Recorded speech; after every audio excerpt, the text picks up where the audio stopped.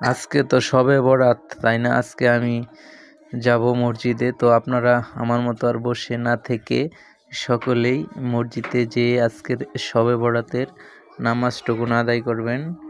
ইতিপূর্বে আমি গোসল করে ফেলেছি, করে কিছু খাওয়া দাওয়া করলাম। এখন মসজিদে রওনা দিব।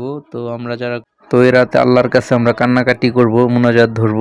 সবাই যার যার মনের আশা আল্লাহর কাছে বলবেন। আসলে ইবাদতের মাস চলে এসেছে, আর কিছুদিন পরে মাহে রমজান চলে এসেছে। তো আমরা যারা কর্মজীবী মানুষ অনেকেই সময় পাই না, যেহেতু আজকে একটি শবে বরাত, গুনাহ মাফের দিন। সবাই সবার মন থেকে সবার জন্য দোয়া করবেন, আর নামাজটুকুন পড়বেন। সকলকে অনুরোধ করছি। আসলে কে কখন মৃত্যুবরণ করে আসলে বলা যায় না। আসলে আমরা দুনিয়ার বুকে থাকবো অল্প কিছুদিন, এই আছে এই নেই। সবাই নামাজ পড়বেন। ধন্যবাদ।